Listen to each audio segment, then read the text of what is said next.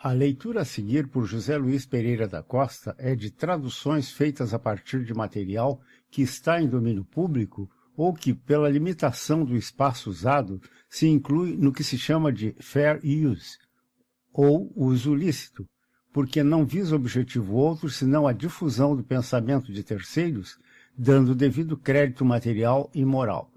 Este material visa pessoas e instituições de amparo a deficientes visuais que poderão usá-lo livremente, inclusive fazendo cópias. Não poderá, todavia, ser comercializado em nenhuma forma.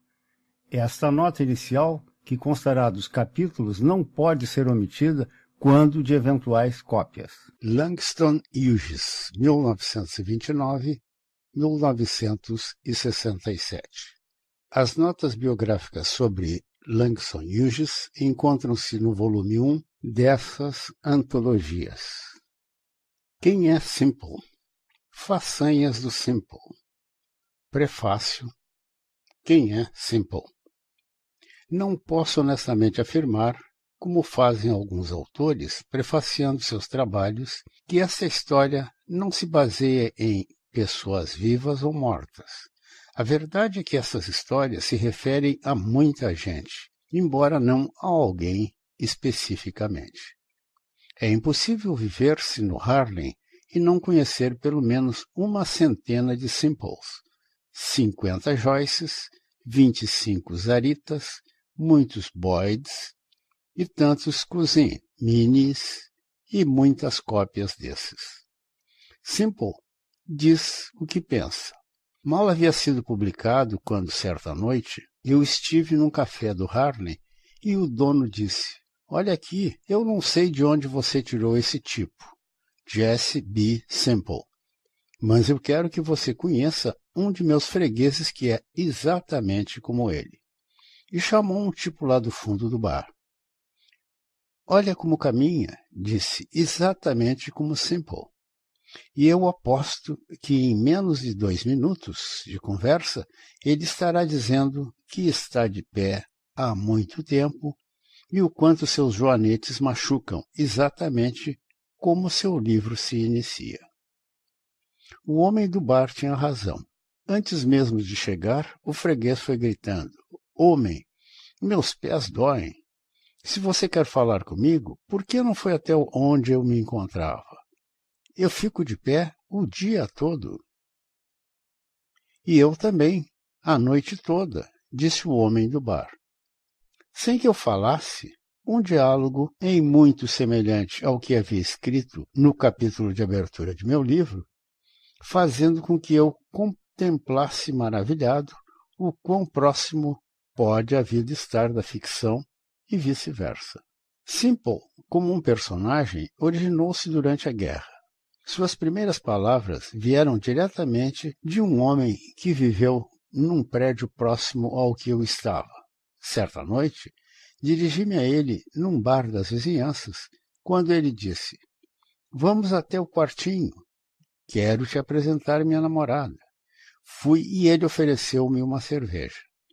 Nada sabendo a respeito do jovem, indaguei-lhe onde trabalhava. Ele disse: "Numa fábrica de guerra." Perguntei: "O que vocês fazem?"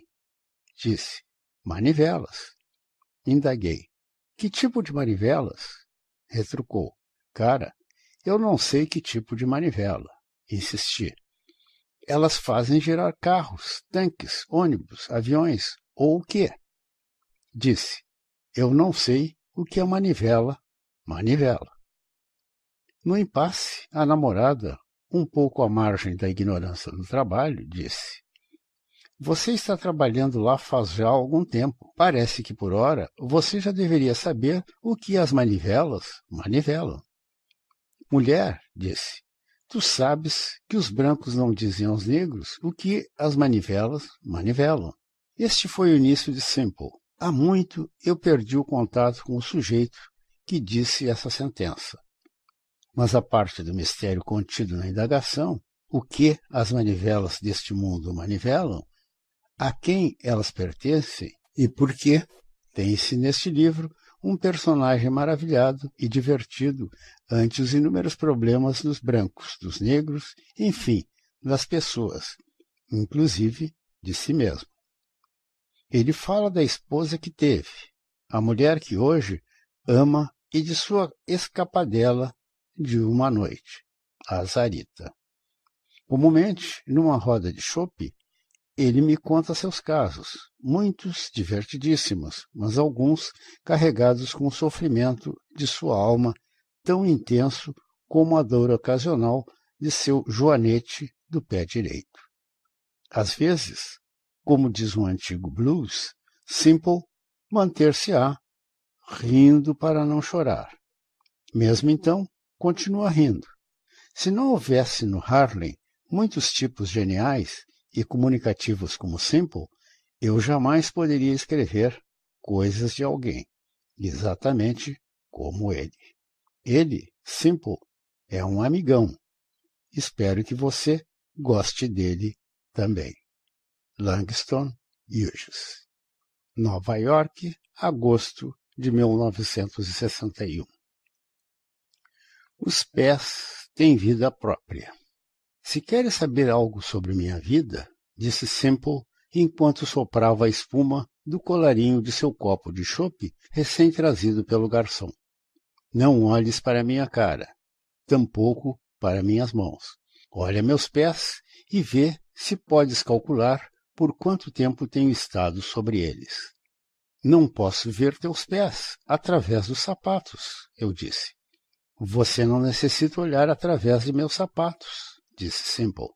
Não podes dizer pelos sapatos que calço, não os de bico longo, tampouco os cadeira de balanço, nem os estilo francês, nada.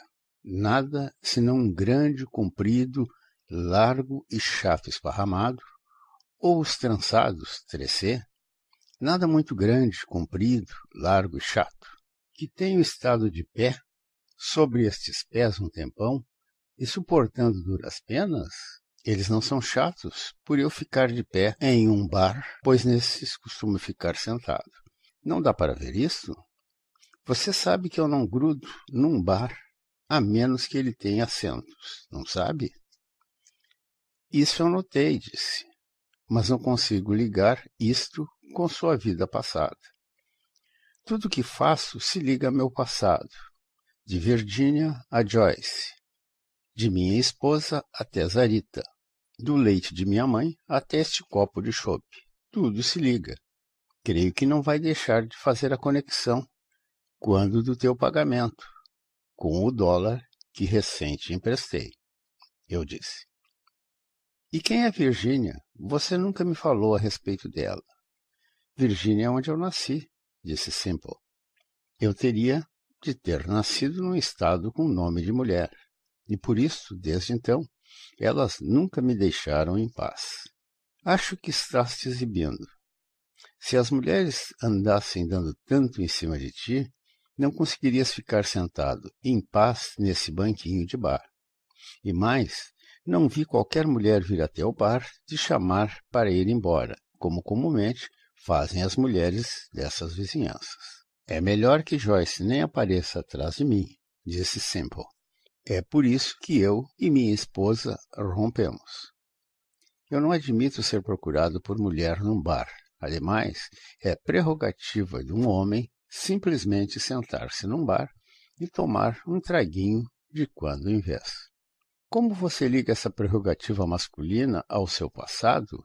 Quando eu era pequeno, falou Simple, não tinha um lugar sequer onde pudesse sentar-me e pensar, já que criado entre 3 irmãos, 2 irmãs, 7 primos, um tio casado, um tio emprestado, um neto de pastor, e a casa tinha apenas 4 cômodos. Nunca tive um lugar para parar e pensar, nem para parar e beber, nem mesmo meu leite, sem que outra criança se avançasse e tomasse antes de mim. Eu não era o mais moço, tampouco uma menina, menos o mais charmoso. Eu nem sei bem porquê, mas creio que não era bem quisto pelas pessoas. Isso fez com que me intimidasse sempre ante a possibilidade de manter-me afeiçoado a alguém por muito tempo. Quando me afeiçoei de fato e por completo a uma pessoa, já era adulto, Todavia, dediquei o afeto à mulher errada. Eu não tinha ideia, então, sobre gostar de alguém. Não nos acertamos. Foi então que te agarraste à bebida? Não, a bebida que me agarrou, disse Semple.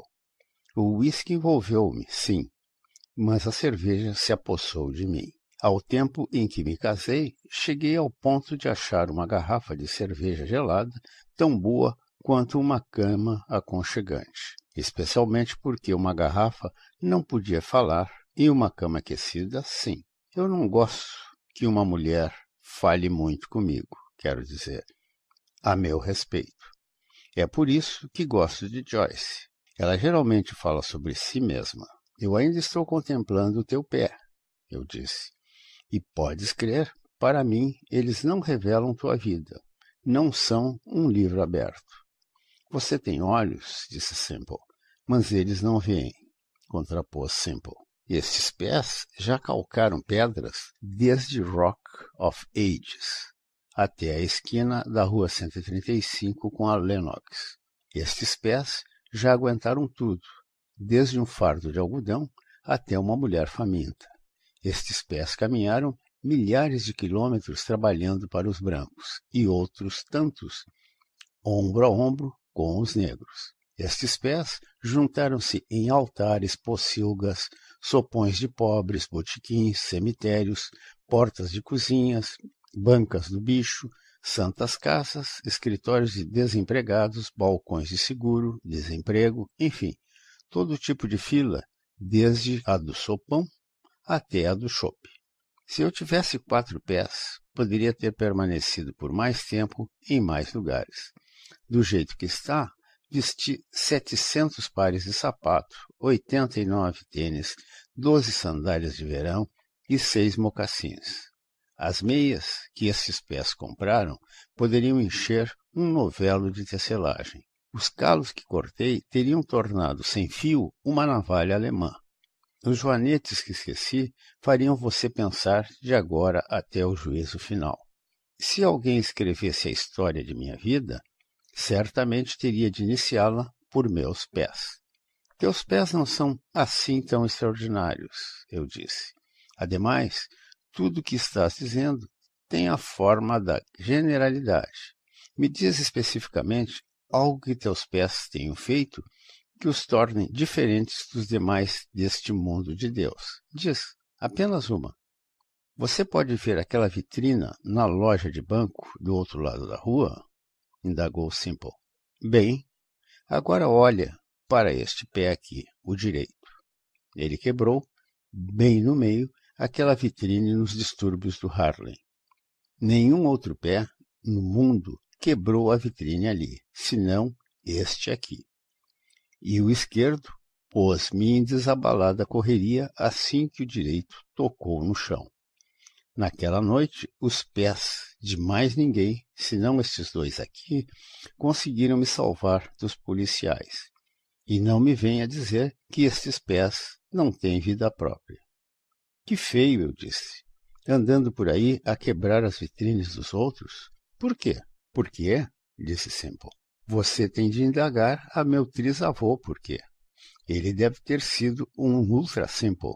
Caso contrário, por que se deixou capturar na África, ser vendido escravo para gerar meu bisavô na escravidão, para gerar meu avô na escravidão, para gerar meu pai e me gerar para olhar para aquela vitrine e dizer, isto não é meu. Bum bum e arrebentá-la? O vitral deste bar também não é teu, disse-lhe. Por que não o arrebentas também? E onde bebo meu chope? Arrematou Semple. Foi neste momento que Zarita apareceu vestindo seu casaco rabo de coelho das noites de quintas-feiras. Ela não se deteve no bar, toda vestida, mas dirigiu-se à cabina dos fundos. A mão de Semple ergueu-se, o chope desceu e o fundo do copo baixou, encontrando o círculo molhado no tampo do bar. Me dá licença um pouquinho, disse-me Semple, ao mesmo tempo em que escorregava, saindo de sobre o banquinho. Apenas para dar-lhe uma pausa, os Dozen, um velho jogo verbal de difamar as mulheres parentes de amigos, veio em minha mente. Um momento, afirmei. Tu listaste o que eu deveria indagar a teu trisavô. Quero, todavia, saber o que devo perguntar à tua trisavó. Eu não jogo dozens quanto a tempos tão imemoriais, disse Simple, seguindo Zarita e entrando na enfumaçada peça dos fundos com sua azulada eletrola a moedas. Tentação. Quando Deus disse, faça-se a luz, e a luz apareceu, onde estávamos nós, os negros? Que queres dizer com onde estavam os negros? Indaguei-lhe. Nós não deveríamos estar lá, disse Simple, pois continuamos sem luz. Então, ou ele não incluiu, ou eu não estava lá. O senhor não se referia a gente quando disse faça-se a luz. Referia-se sim aos elementos, à atmosfera, ao ar. Ele deve ter incluído alguns, contrapôs Simple, porque os brancos são claros, em verdade, brancos, enquanto eu sou escuro. Me explica, no duro, não estávamos lá. Então, onde tu pensas que estávamos? Atrasados, como sempre, respondeu Simple. O manjado T do N. Fomos buscar algo lá atrás e não voltamos a tempo. Não se conhecia, naqueles tempos, o T de N, arrematei. Então, nenhum povo havia sido criado. Assim, não podia haver ainda o tempo de negro. O bom Deus não havia, naquele instante, soprado o bafo da vida em ninguém. Não, reagiu Simple. Não, retruquei, porque não foi senão após o Gênesis 2:7 que Deus moldou o homem do barro e bafejou em suas narinas o sopro da vida, tornando-o uma alma viva. Seu nome era Adão. Então ele removeu uma das costelas de Adão e criou a mulher.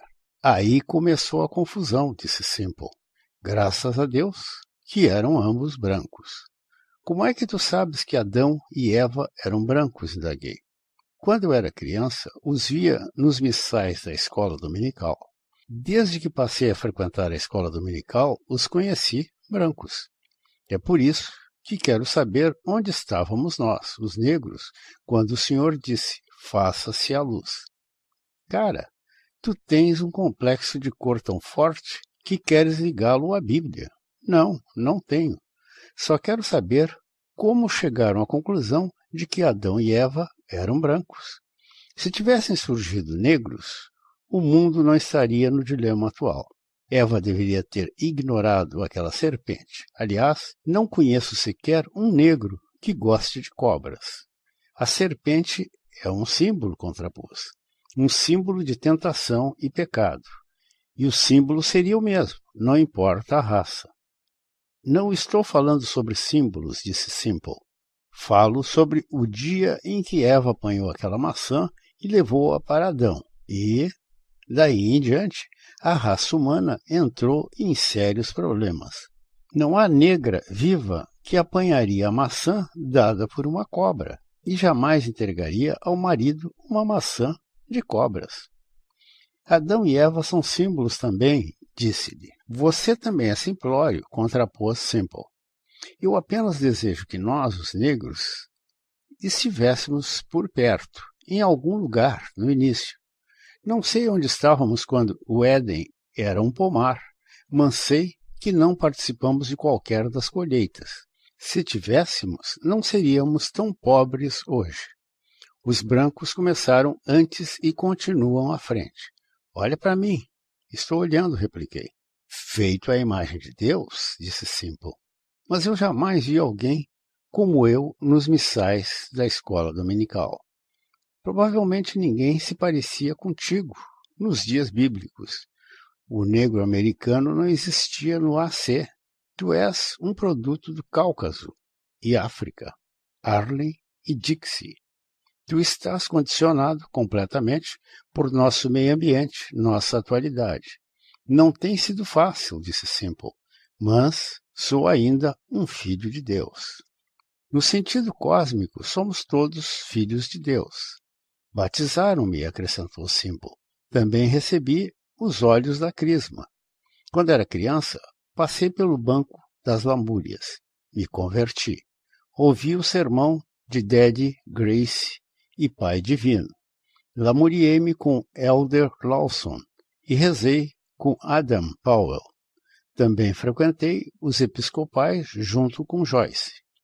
Mas se uma serpente me aparecesse oferecendo uma maçã, por certo diria, maldita, sai daqui. Hoje não como frutas. Chapa, encontraste o homem errado. Assim é melhor dar no pé. Dá passagem porque és mais lenta do que um sapo. Assim essa serpente haveria de respeitar-me como a um sábio, e este mundo, assim, não estaria todo ele do jeito que está, devido a uma maçã. Ela transformou-se agora num átomo. Do jeito que falas, se houvesse estado no Jardim do Éden, o mundo seria ainda o paraíso, retruquei. O homem não teria cometido pecado. Não este homem aqui, contrapôs Simple. Eu teria ficado naquele pomar, produzindo vinho e uva, cantando como Crosby e sentindo-me bem. Eu não estaria chafurdando nesse mundo difícil, tampouco moraria no Harlem. Se eu fosse Adão, ficaria no Éden, naquele jardim, sem pagar aluguel, sem locatários para driblar, sem despertadores para quebrar, teria meu retrato no missal da escola dominical. Eu seria um tipo bem antigo, mesmo se tivesse, senão, um nome qualquer, Adão, e sem iniciais. Tu serias um bem antigo, tudo certo, mas não estavas lá. Assim, querido amigo, espero que não permitas que tua chegada atrasada ao estágio atual da cidadania venha a distorcer sua perspectiva. Não, concluiu Simple. Bop. Alguém na casa de Simple havia ligado, volume máximo, a vitrola que tocava um disco antigo de Dizzy Gillespie, que encheu o ar daquele sabá com bop enquanto eu por aí passava. Vem cá, senta aqui na escadinha e ouça a música, disse-me Simple. Parece que a proprietária não gosta que o pessoal se sente nas escadas dela, retruquei-lhe. Não esquenta a cabeça, disse. Ru Yaku, cantarolou. Rei Baban Rebop, Bebop Pop. Todo esse teu amontoado, sem sentido, me recorda Crab Calloway, nos dias de antanho, eu disse.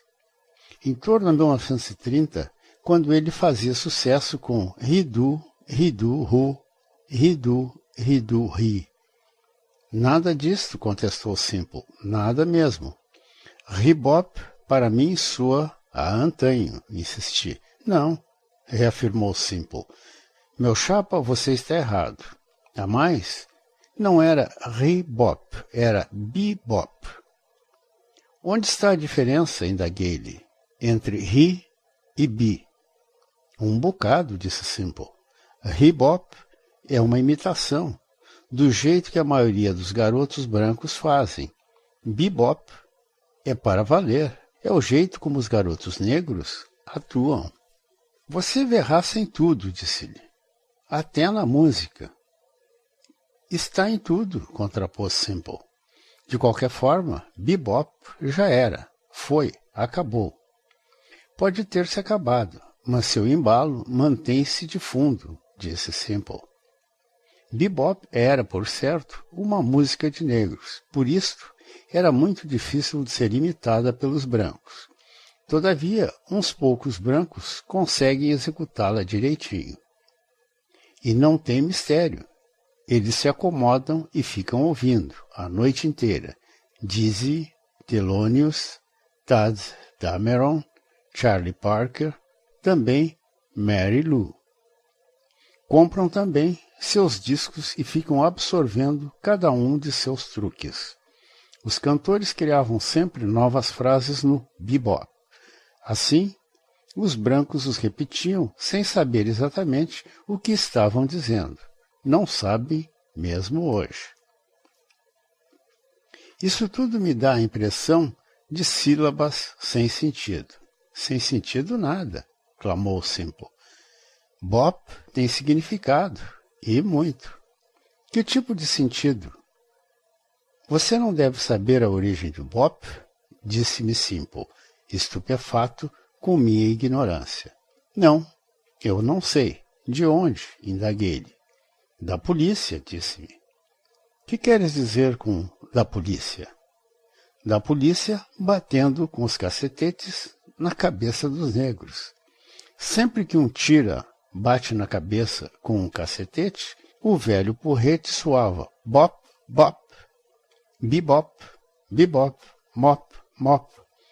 E o negro gemia, huriacu, hu.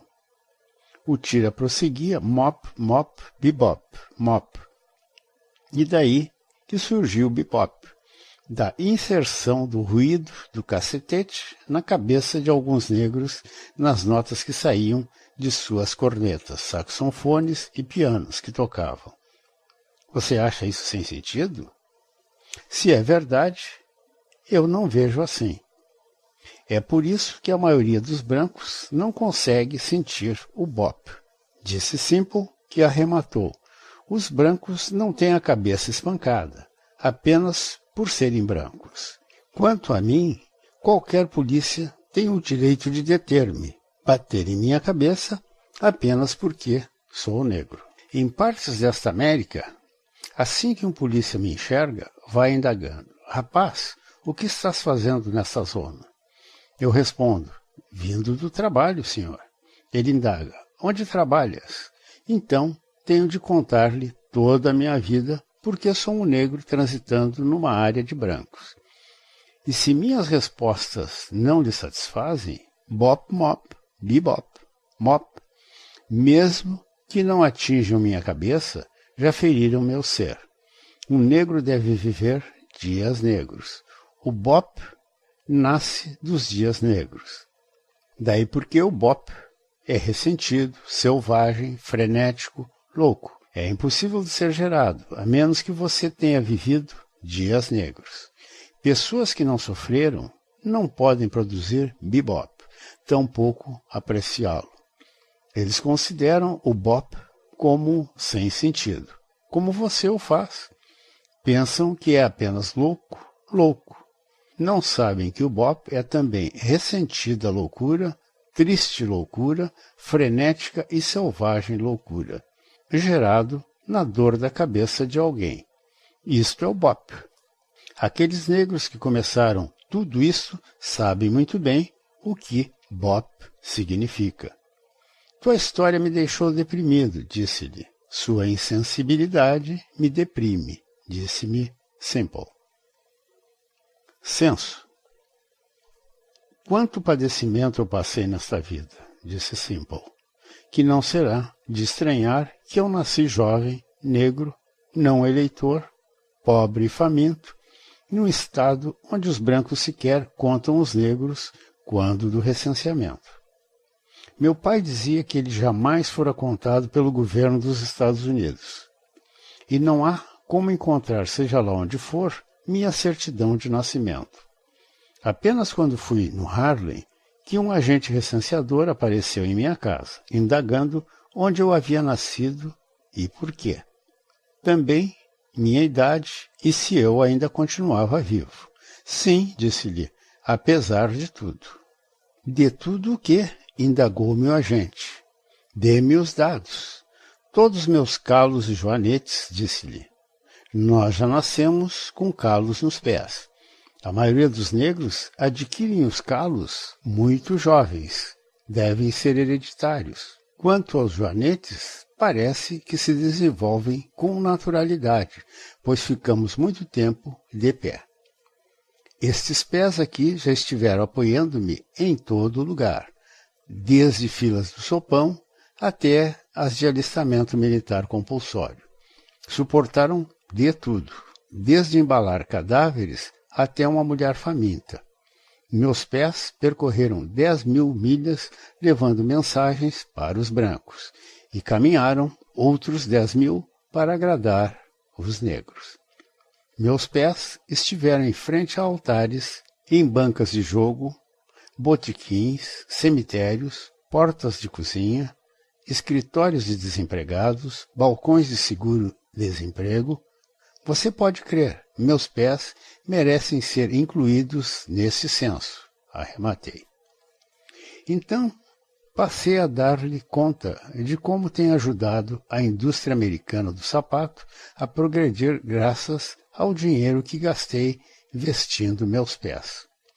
Já vesti 700 pares de sapatos, 89 tênis, 44 sandálias de verão e 202 mocassins.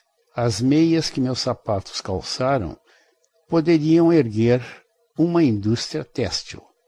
As navalhas alemãs que usei cortando meus calos poderiam pagar a compra de uma fábrica. Sem dúvida, meus pés ajudaram a tornar a América rica e eu ainda me apoio neles. Pisei certa feita sobre um prego enferrujado e por pouco não tive tétano. A partir de meu pé, tantas coisas me aconteceram. Fui cortado, perfurado, pisoteado, atropelado por automóveis e cavalo. Roubado, enganado, logrado, traído e quase chantageado. Mas ainda estou aqui.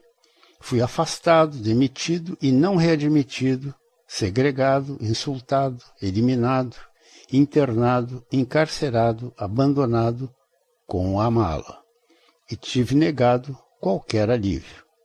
A chuva me apanhou, fui parar na cadeia, fui surpreendido pela falta de dinheiro para o aluguel, me envolvi com a mulher errada, mas ainda estou aqui. Minha mãe deveria ter me batizado como Jó, ao invés de Jesse B. Simple. Tenho sido subalimentado, subpago, subnutrido, enfim, tudo menos subterrado. Mas ainda estou aqui. O que me assusta agora é a possibilidade de que venha a morrer antes de minha hora. Por isso, cara, coloca-me em seu censo este ano, pois posso não mais estar aqui quando fizerem o próximo censo. O recenseador disse: de que esperas morrer? Te queixando? Não, eu disse, eu espero ficar bonito. Pensei que ele iria rir. Qual? Ele curvou a cabeça e tomou a nota. Ele era branco e não compreendeu que eu estava brincando. Você acha que ele realmente pensou que sou feio? Recreio. Meu chefe é branco, disse-me Simple. A maioria dos chefes são brancos, eu retruquei. E sendo branco e curioso, meu chefe vive me perguntando o que quer o negro. Ontem ele ficou o tempo todo, durante a folga da manhã, falando sobre o negro. Ele sempre se refere ao negro como se não houvesse incontáveis tipos diferentes de negros nos Estados Unidos. Queixou-se Simple. Meu chefe diz, agora que vocês todos conseguiram a lei dos direitos civis e a Suprema Corte, Adam Powell, no Congresso, Ralph Bunche, nas Nações Unidas, e Leontine Price, no Metropolitan Opera, e mais, com Martin Luther King consagrado como Prêmio Nobel da Paz, que mais desejam? Vamos responder. O que mais? O que mais o negro deseja? Eu não sou negro, lhe digo. Eu sou eu. Bem, respondeu meu chefe, você representa o negro. Não, eu contradigo. Eu represento a mim mesmo. Ralph Bunche representa você, então? Ele diz. E Thurgood Marshall e Martin Luther King não representam? Sinto-me orgulhoso de ser representado por esses homens, se eles dizem que me representam, respondo. Mas todos esses homens que você se refere estão lá nas alturas e eles não bebem chope no meu bar. Nunca vi sequer um deles, em toda a minha vida, lá pela Lenox Avenue. Tanto quanto eu sei, eles sequer moram no Harlem. Não os posso achar na lista telefônica. Todos têm números privativos. Mas uma vez que você diz que eles representam o negro, por que se não lhes indaga o que o negro deseja? Não posso encontrá-los, argumenta meu chefe. Tampouco eu posso, respondo. Assim, estamos no mesmo barco. Bem, vou deixar mais claro, acrescenta meu chefe. Roy Wilkins luta por você, assim como James Farmer. Eles também não bebem no meu botequim, respondo. Wilkins e Farmer não moram no Harlem? Ele indaga. Não que eu saiba, respondo. E mais, aposto que eles não estavam no Teatro Apollo quando Jack Mabley surgiu. Eu não o conheço, diz meu chefe, mas assisto Nipsey Hussle e Bill Cosby na TV. Jack Mabley não é ele, senão ela. É conhecida como Mamãe. Ah, sim, constata meu chefe. E Mamãe Mabley conta num de seus discos a história que informa tudo a respeito de O Negro. Refere-se a Little Cindy Ella e seus chinelos encantados, levando Júnior a um passeio até a véia Miss, que diz tudo o que o negro deseja. E qual é a conclusão, indaga meu chefe?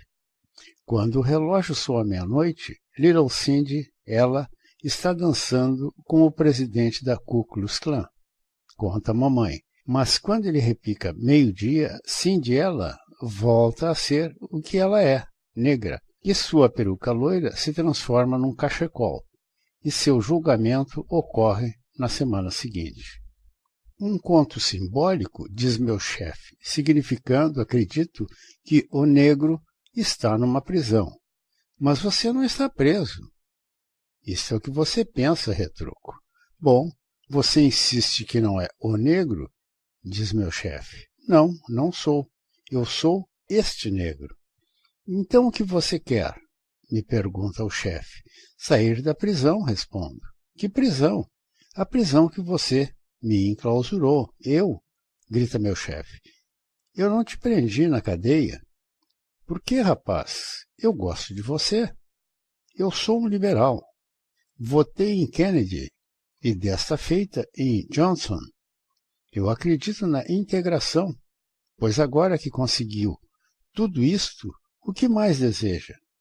Reintegração, disse-lhe. Significando o quê? Que você se integra a mim e não eu a você. Você quer dizer que eu vá morar no Harlem? Perguntou-me o chefe. Jamais. Eu moro no Harlem, disse-lhe. Você está adaptado a isto, ele retrucou. Tem crime demais no Harlem. Nunca houve assalto a banco de milhões de dólares, disse-lhe acrescentando. Coisa comum ocorrer em alhures, todos cometidos por brancos e nenhum no Harlem. Nunca tivemos roubo de milhões em joias, tampouco faltam safiras. É melhor você se juntar a mim e reintegrar-se. Os negros são quem desejam ser integrados, e os brancos são os que não querem, contrapôs. Até um certo ponto fazemos, disse-me o chefe. Isto é o que os negros desejam, disse-lhe, para remover este ponto. O recreio acabou, disse meu chefe. A reza. No original, o título é Cracker Prayer. Cracker é um termo ofensivo usado para identificar brancos pobres das regiões rurais, especialmente no sudeste americano. É uma resposta cracker para nigger. Bom, disse Simple, este outro velho caipira dos cafundós da Virgínia, que se dizia Mr. Wincliffe, que chutou minhas canelas, encontrava-se uma noite ajoelhado, rezando. Como chegava a idade, queria estar bem com Deus, antes que partisse desta para seu reino. Assim, em voz altiva, foi dizendo, meu Deus, ajudai-me a ser correto, agir corretamente e morrer bem antes que eu suba para te ver. Ajudai-me a acertar-me com os pretos, Senhor, pois odiei-lhes toda a minha vida. Se não me chamares para o céu, por certo não quero ir para o inferno com todos aqueles pretos esperando lá embaixo para me encontrar. Ouvi dizer que o diabo está mancomunado com os pretos. Ele deve ser um Yankee, e assim não posso esperar por proteção. Senhor, leva-me para teu reino, onde não terei de coabitar com um inferno cheio de pretos. Estás me ouvindo, senhor?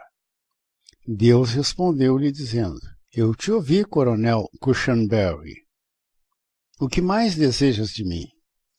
O velho caipira continuou sua reza. Senhor, senhor, meu amado senhor, uma vez que eu não tive uma adorável mãezinha negra em minha infância, dai-me uma lá no céu, ó senhor. Minha família era muito pobre para ter uma mãe preta para qualquer um dos 8 filhos de meu pai. Eu fui uma criança órfã de mãe. Dê-me uma mãe no céu, senhor, mas também uma doce preta velha para polir meus chinelos dourados e manter o pó longe de minhas asas. Mas, senhor, se existe pretos educados no céu, por favor, mantenha-os longe de mim. Somente um negro integrado tem mais meu ódio do que um dos educados. Não me deixes encontrar um desses pretos nova-iorquinos, tampouco aqueles que flertam com a Associação dos Negros ou Eleanor Roosevelt. Como és meu pai, senhor, não me deixes caminhar para os campos de negros, mas livrai-me sim da integração, porque tua é a força e podes fazer todos os homens brancos como a nave. Mas eu haveria de reconhecer um preto, mesmo que ele aparentasse ser branco, pelo jeito com que canta e por outras características que não cabem ser enumeradas aqui, numa reza. Mas tu sabes tão bem quanto eu, senhor, que um preto é algo muito peculiar. Senhor, posso te indagar algo? Fizeste os pretos apenas para infernizar os brancos? Foram postos na terra apenas para questionar e atormentar o sul? Tu criastes a Associação dos Negros para incendiar mais o inferno? Tu sabes, senhor, tão pronto um preto consegue 1 centímetro, logo quer 1 metro. Dê-lhe 1 metro e vai querer tudo. Logo em seguida, um branco não mais vai poder cantar Venha para Jesus, sem que a seu lado esteja um preto querendo cantar junto. E tu sabes, senhor, eles cantam muito melhor do que nós. Senhor, creio que seria uma boa ideia se pudesses mandar Jesus novamente à terra. É tempo agora para uma segunda vinda. Eis que não creio que Cristo saiba o que os pretos estão fazendo nos dias e tempos de hoje. Chegaram, meu senhor, ao máximo de infernizar. Viajam nos mesmos trens que nós, sentam-se ao nosso lado nos ônibus, colocam seus pretinhos filhos nas escolas com nossas criancinhas brancas. Vê só, meu senhor, eles não querem ficar segregados nem mesmo nas prisões. Dizem que elas são estabelecimentos públicos e devem abrigar juntos todos os que pagam seus impostos. Senhor, separai as taxas dos brancos daquelas dos negros, a ovelha negra da branca e os soldados pretos dos soldados brancos, antes que se inicie uma nova guerra. Não quero meu neto atomizado junto com um preto. Deus, mandai Jesus em seguida, antes que seja tarde. Grande Senhor Deus, Jeová, Pai, enviai teu Filho único numa nuvem de fogo para pôr nos eixos novamente este mundo, colocando os pretos em seu devido lugar, antes que soe a corneta do juízo final. Quando eu estiver preparado para a glória, Senhor, vestido com o meu manto branco e pronto para entrar na tua carruagem, não quero que um negro me acompanhe, dizendo que a Suprema Corte decretou a integração nos assentos da carruagem celestial. Se me confirmarem isto, senhor, prefiro ficar bem aqui, na terra, onde pelo menos Fabus está a meu lado. Promulgações. Se eu fosse um membro da Suprema Corte em Washington, disse Simple, onde eles não sentenciam crimes, mas onde emitem promulgações, eu promulgaria.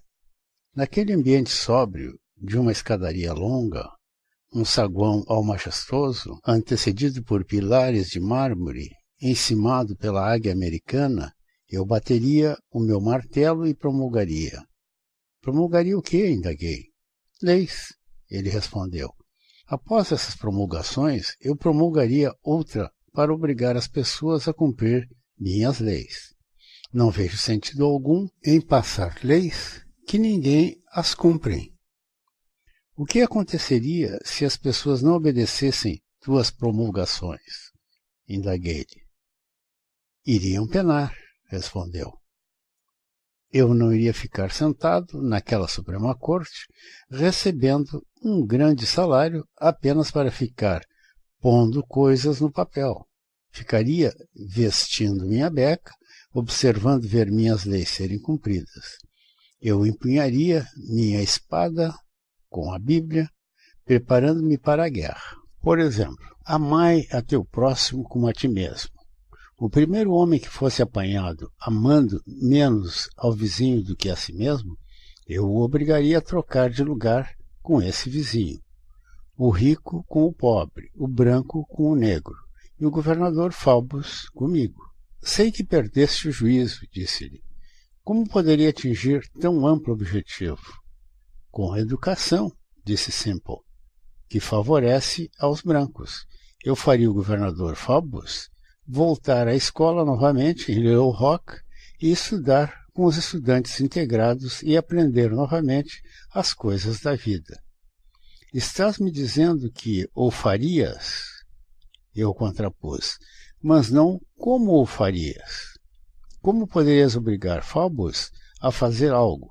Eu diria, Faubus, sai de onde te escondes e vem me ver.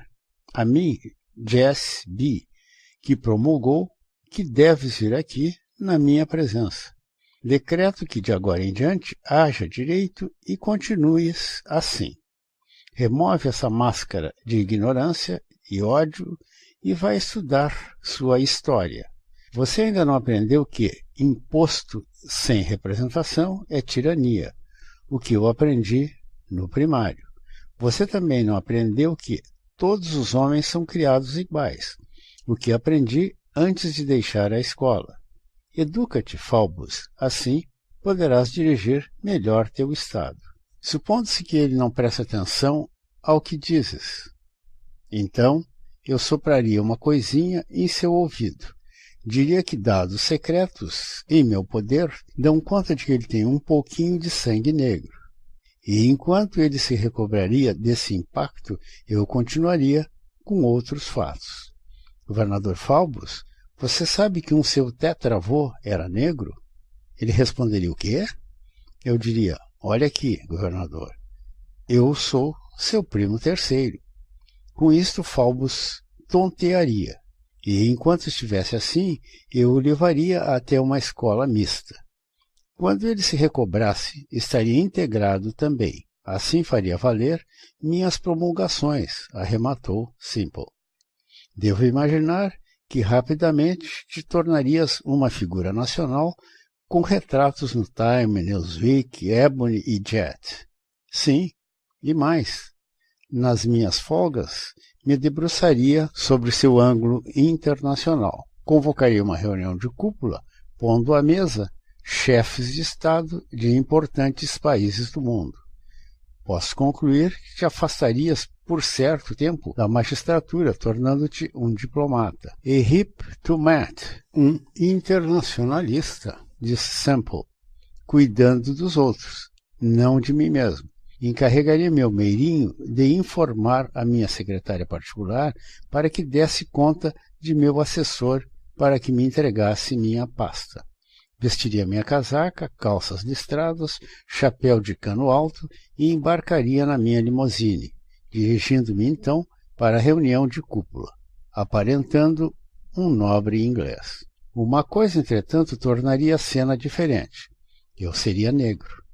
Estaria com meu rosto preto, minhas mãos pretas, e, com exigências negras dos pés à cabeça, sentar-me-ia dizendo, Deem-me o microfone, liguem as câmeras de televisão e conectem o que deve ser conectado. Quero que o mundo ouça minha mensagem. Então promulgaria amplamente na medida em que, presidindo, esgotaria a agenda. Prossiga, disse-lhe. O que naturalmente faria, retrucou Simple, não antes que a plateia estivesse acomodada, os diplomatas houvessem colocado seus fones de ouvido, os tradutores portassem seus dicionários, os estenógrafos houvessem ajustado suas máquinas para recolher minha mensagem vinda do Harlem. A cabine de imprensa estaria cheia de jornalistas, prontos para propagarem minhas palavras para todo mundo. E eu estaria preparado para dizê-las, Jack. Sim, estaria pronto. Que mais aduzir? Pão e carne vêm antes, disse-me Simple. Senhores da cúpula, quero que todos vocês pensem numa forma de dar pão e carne para todos. Direitos civis viria a seguir. Permitam que todos, brancos, negros, amarelos, marrons, cinzas ou verdes, tenham seus direitos civis. Nenhuma lei racista há de ser editada. Permitam que árabes visitem Israel e que israelenses visitem o Egito, que os chineses venham para a América e que os negros vivam na Austrália, se algum seja tão idiota de isto desejar. Deixem Willie Mays viver em Livetown e Casey Stengel em Gana, se assim desejarem. Deixem-me tomar um traguinho no Stork Club. Se por acaso, encha meu saco o Smalls Paradise. Porta aberta antes de céus sem fim. Após o que viria a paz, o que não dá para conseguir enquanto as nações e os povos continuarem envolvidos com corrupção e suborno, levando-os à fome e morte. Paz alguma seria alcançada enquanto nações brancas lutando contra as negras. Vocês, grandes países do mundo, devem despertar o senso que não nasceu com seus líderes, de que os povos devem dar-se as mãos uns aos outros, sobrepondo-se aos seus líderes, como estou fazendo eu mesmo nesse instante, porque tantos há no jogo de Dakar, vem cá. Mas eu, autonomeado, não devo nada a ninguém. Neste momento mesmo não posso fazer muito, mas posso dizer tudo. Assim digo-lhes, senhores da cúpula, vocês podem não me dar atenção hoje, mas um belo dia o farão. Eu vou ficar cheio de seu rompante e de seu embuste. Vou tirar-lhes o taco de golfe e com ele jogar o mundo tão longe, fora de órbita, até que serão empurrados tão fortemente para fora da Terra, de forma tal que todos ficarão admirados. Onde estão os brancos? Senhores da cúpula, é melhor que todos se unam, se esforcem e fiquem preparados, porque, muito em breve, terão de responder ao que pensa o Harlem. Ouço sim alguns dizendo não se importar com o que o Harlem pensa. Lamento dizer-lhes, senhores da cúpula, que eu me importo.